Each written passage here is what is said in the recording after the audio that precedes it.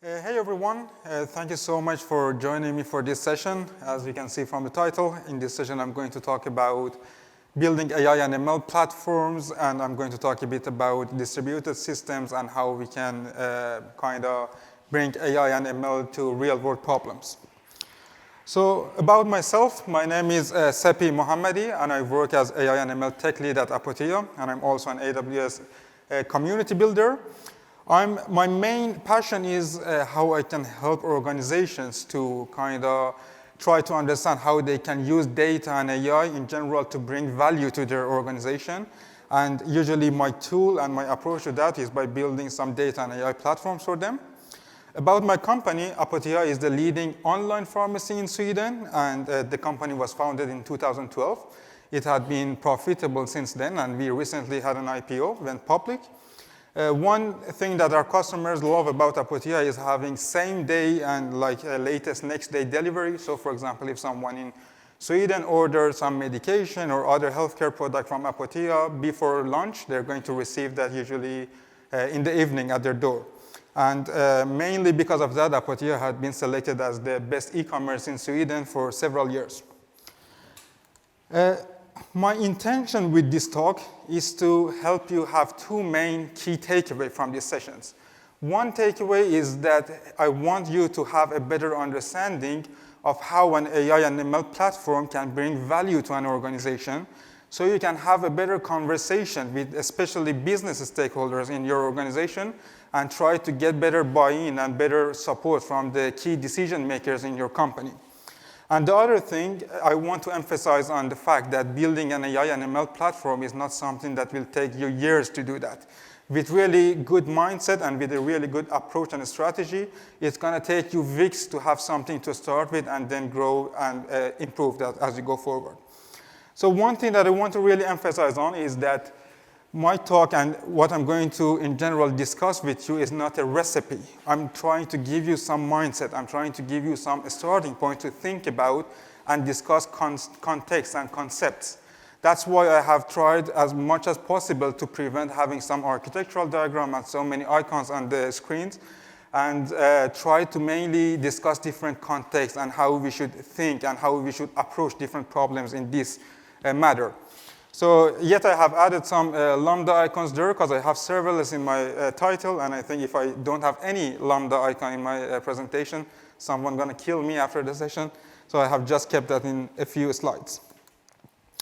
So before starting talking about the technical part of the things, I want to start referring to a recent research released by MIT recently, that they were stating that 95% of the AI use cases, they never reach production, that they just fail as they are a pilot or a POC. And this is something that I've been referring to that for a while as the POC graveyard. And they have had a lot of reasons for that, a lot of quotation that I have mentioned a couple of them here.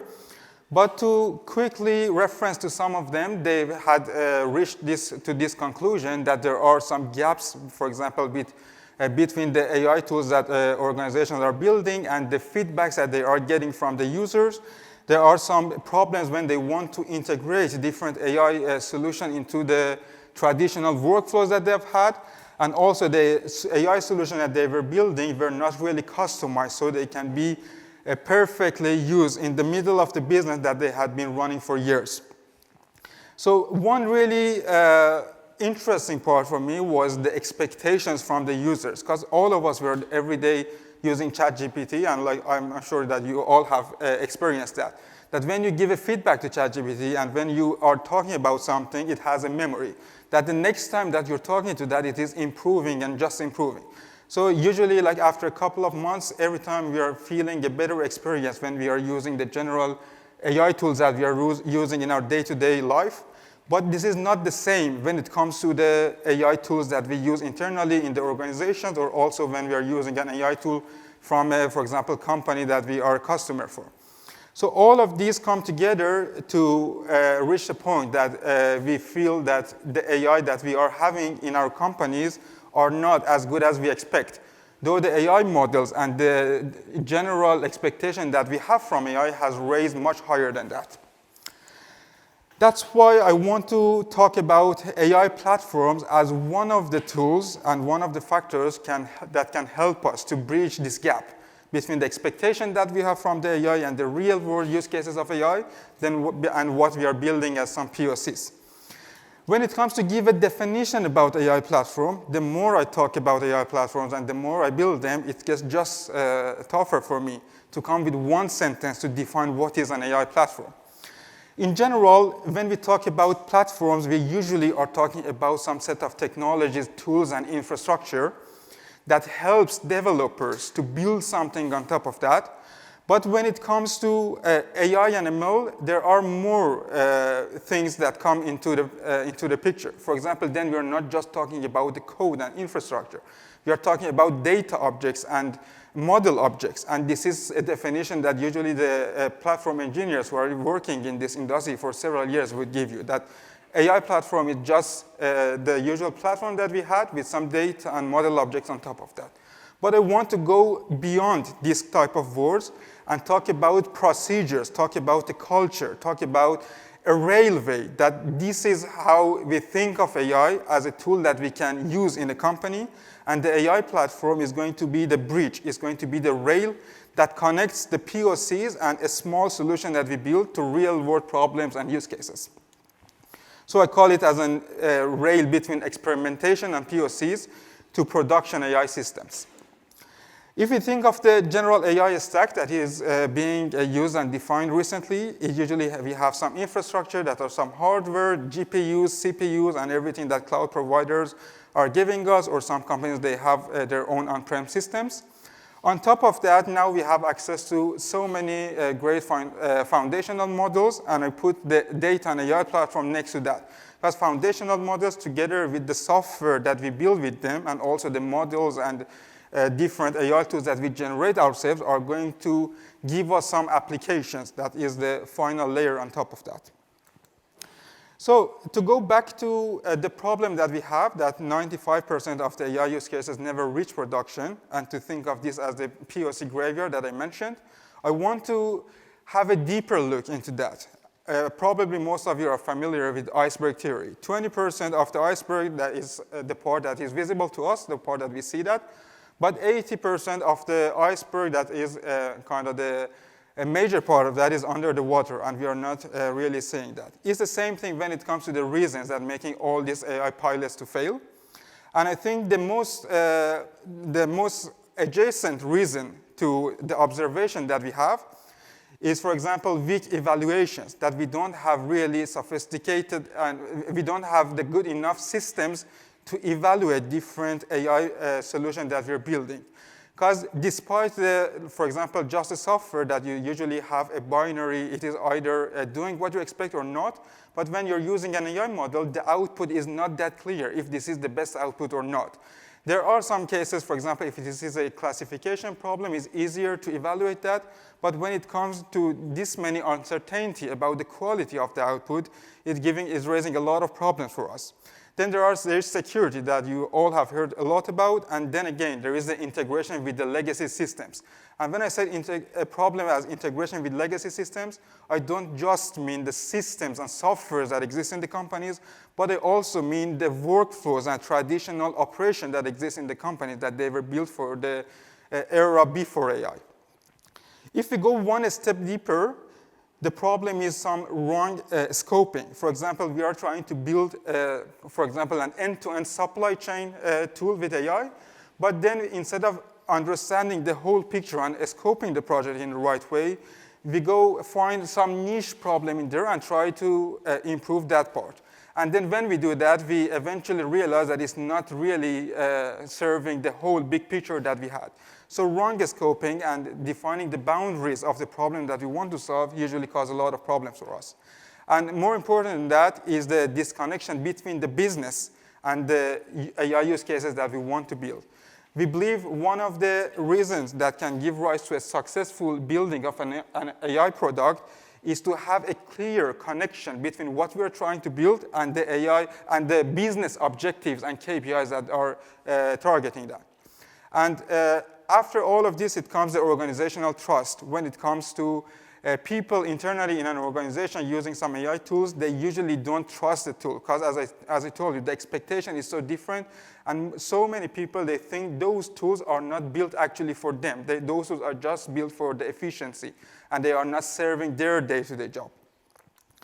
If we go one step deeper, it comes to the organizational planning problem that so many organizations, they don't have a strong investment in AI and they have not built the organizational capabilities. Because they think it's much easier to just go purchase, for example, different AI tools from third-party vendors, and they end up with so many different tools that they have purchased that so many of them, they are overlapping among the features, and they don't really know how to put all of them together that is going to serve a really wide span of a business. About Apotea, our company, and what we had been trying to do there, I want to first share the vision that we have with you. It was around a year ago that we realized that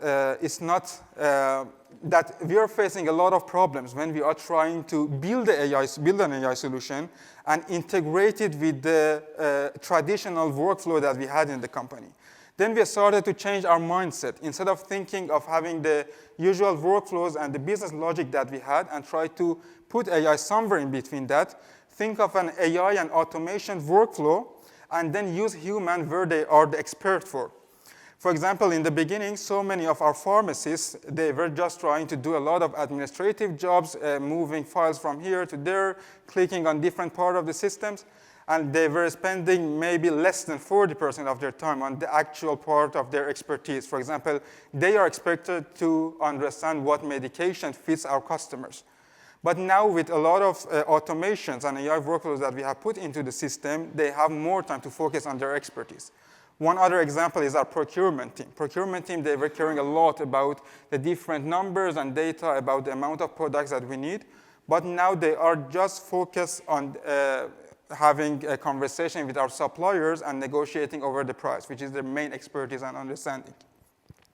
So the vision that we have is to redefine e-commerce and logistics through building AI and automation-first systems and to make sure that humans are applying their expertise when it is needed. So the strategy that we had for that was to have AI and automation first. And when we say this, it means that we want to have AI in all of part of the business, all part of the use cases that we have. And this means that we are going to have lots of AI use cases. We are going to have a lot of operation, and we need to build a lot of AI, ML, and analytics solutions. One other thing that is so important for us is to build for fast go-to-market, because we needed to prove the value first. We need to prove the value as quick as possible, then try to improve the solution, and then try to build the better solution for that problem. And then we have a perspective that technology, process, ways of working, and culture, they all come together. It's not possible to define one solely and then expect all of them to work properly together. So we wanted to use a technology that can support the processes that we have and that can enable people to work in an efficient way with each other and to create a culture that is going to serve the business objectives that we had. So we wanted to put all of this together. Then, when it comes to building AI and ML platform as a bridge between building these POCs and as a railway that's going to bring these POCs that we build to real life, we always need to first think about the personas that are going to use those systems. So there are so many different roles in data, AI, and ML teams that all of them, they are doing different part of the solution that we are trying to build. One objective that we had, and one thing that was so important to us, is that you have probably heard that a lot recently, that software engineers are expected to be product managers themselves. Senior engineers, they expect to communicate with the stakeholders or understand the problems and everything by themselves. So I think a follow-up on that is that we expect engineers to take end-to-end responsibility of what they build themselves, meaning that the ML engineers should have the capability to build the data pipeline that they need themselves, to get the data from the sources and bring them in. The data engineer should just provide the pipelines and best practices for them, rather than bringing the actual data for the ML engineer. So we needed to build a platform that can serve all these functionalities regardless of what role is going to use them. and be able to give this capability to our engineers to build something end-to-end, take ownership on that, and be accountable for the results and KPIs and how it is in general serving the business. One really, I can't emphasize enough on this, that there is one persona now, there is one other user of the platform that we build, and there is one other, I cannot say, I don't know what to say, person, agent, assistant, that's going to write a lot of code for us.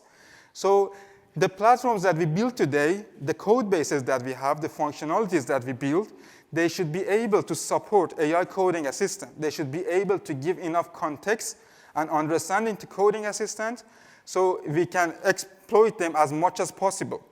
So I've heard this a lot from platform engineering, that when they want to say that they are going to create a really good platform, they always say that they build the platform in a way that the engineers, they don't ever need to log into their production account.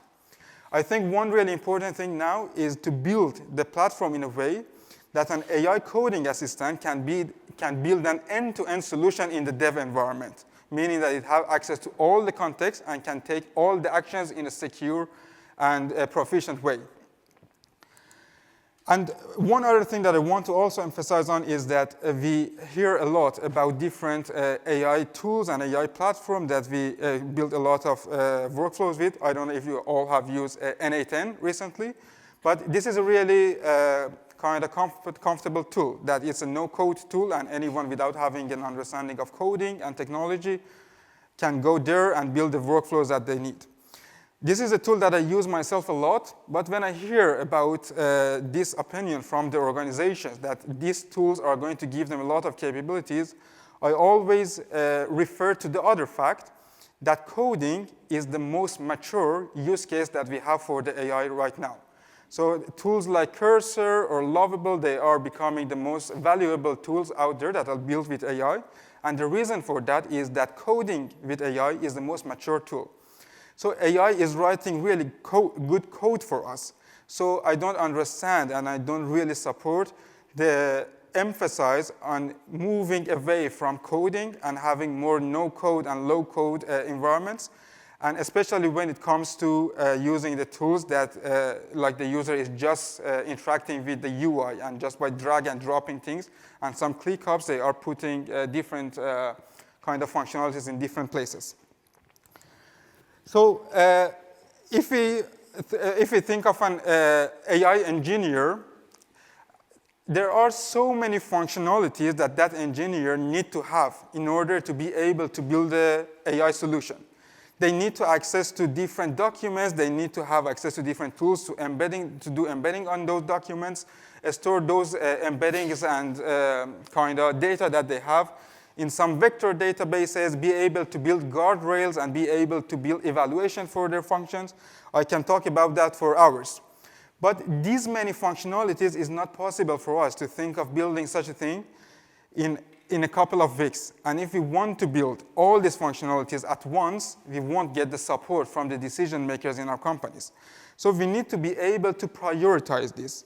If you also think of ML engineers, they also have a lot of functionalities to build. They need to have training pipeline, they need to have inference pipeline, feature pipeline, data lakes, feature stores, and all of these things is not something that you can think of building all at once. So that's why when I'm talking about platform, I always talk about a maturity plan. I always talk about how you can start from a point, build the things that you need right now, and try to improve and iterate on them. So a terminology that I usually use is that a platform is not like a building. When someone is building an apartment, that apartment should be done till you can go there and actually live in that apartment. But I always refer to platform like a baby. The baby is living from day one, and it is just growing and becoming more mature. So it's the same thing for software, and especially platforms when we build them. So the approach that we had was to start small and build those parts that we need for the first use cases that we were building, and trying to iterate on that. And the more use cases that we build, we add more functionalities and as we need them to the platform that we have. But with one major difference is that we had the final vision that we had in our mind. So we knew what we are going to build. We knew where we are going to be in 2 years, in 3 years regarding the AI platform that we had, and then started building a small and step by step. Because if we blindly start building some part of the system, we end up with a lot of technical debt, unnecessary technical debt that we cannot solve them, and then we lose a lot of effort that we had put in the first days. And then we need to have a really quick refactor and rebuild of what we are trying to have. So we always try to follow these steps as starting small, building the first parts as we need them, iterate over them, and then try to scale them and using them in a more wide range use cases. This is this is the vision that we had. This is the data and AI platform that we had in mind.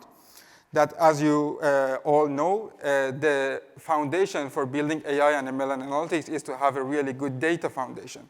So we started by collecting data from different sources. We had data integrations into our data lake that we first started by just moving the data that we had in our database, then adding more pipelines and collecting data in real time, and sometimes even doing some feature engineering in real time to bring the data in our data lake. So the middle layer that I have here, that part is about when we want to build a machine learning solution. That when we have the data in a data lake, we start doing some feature engineering and store data in a feature store. And this is the part that is different in the modern machine learning compared to how we used to do that before. Because previously, we were having these feature pipelines and feature engineering jobs as a part of our model pipeline.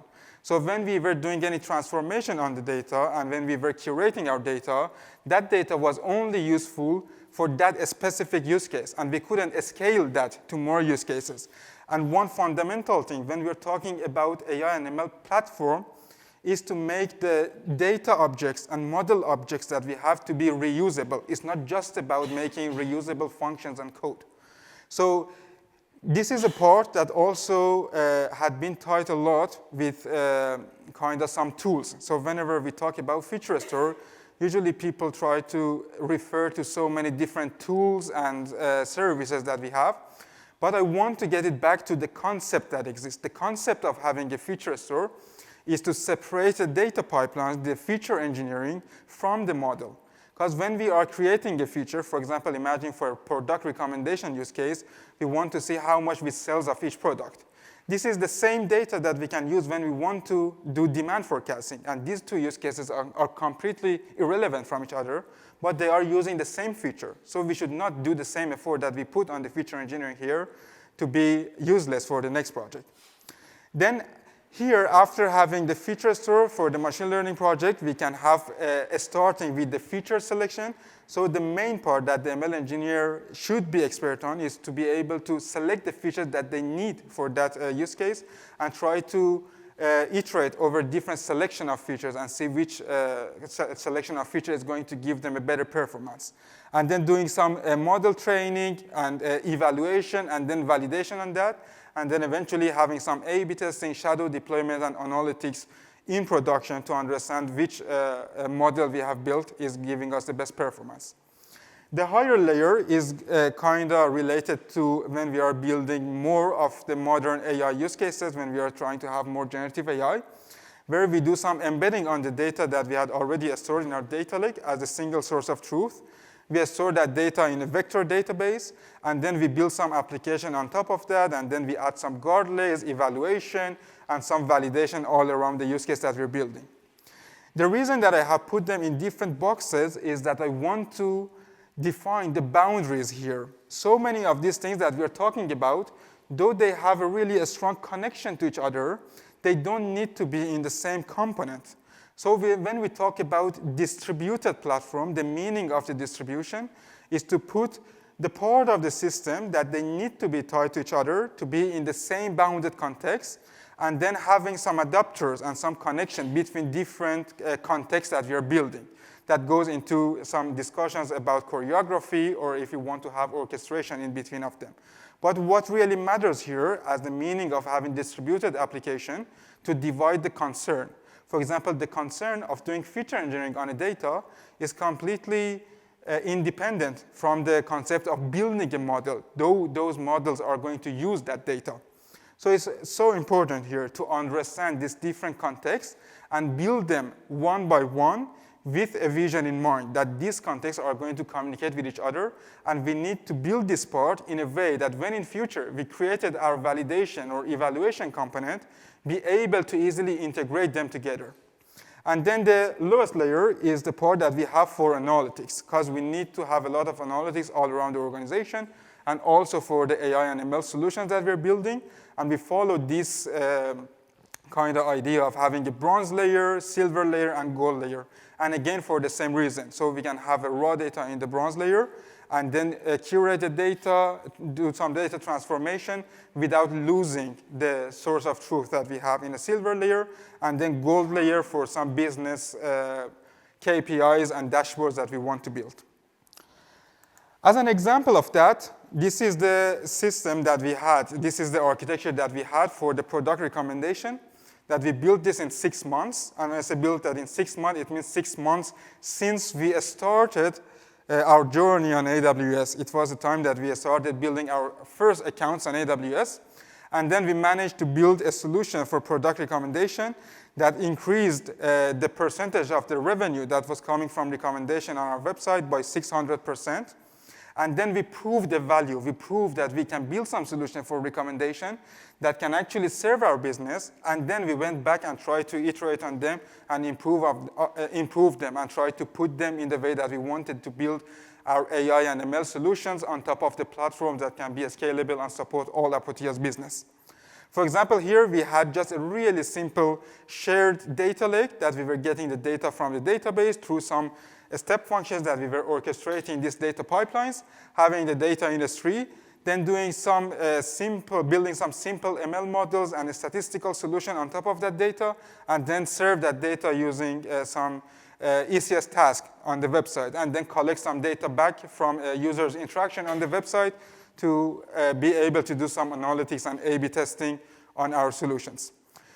But after proving that it has a value, we could continue building on top of this. So we had the shared data that we were calling that as like the version 0 of our data platform. We had the MLOps part that we were building model, training them, having inference, both live inference and batch inference, and then some serving layers.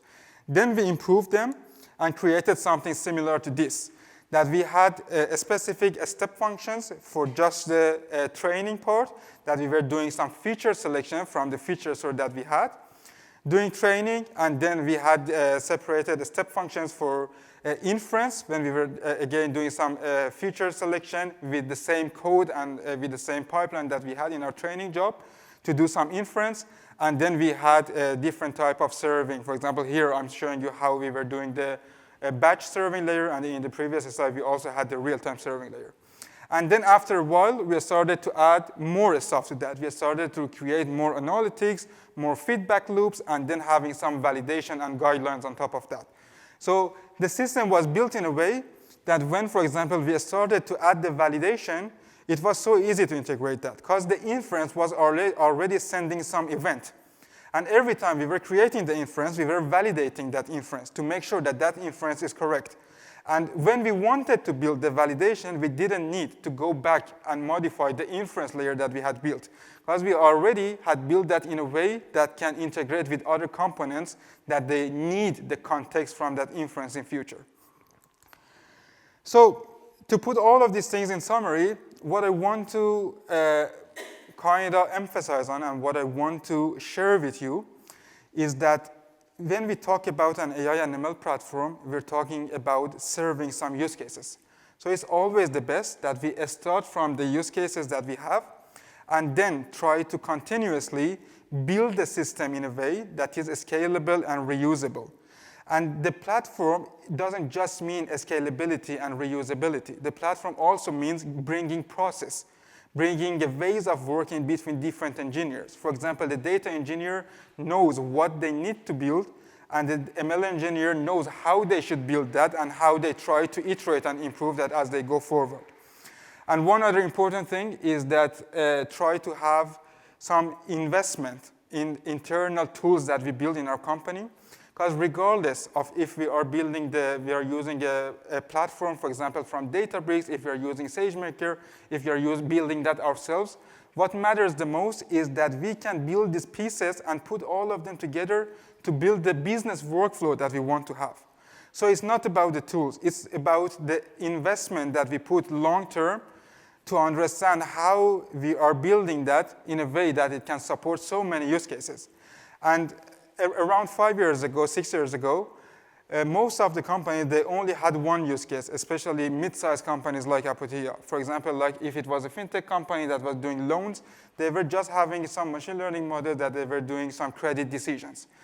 E-commerce, they just had a couple of models for example, just demand forecasting maybe, or recommendation on the website.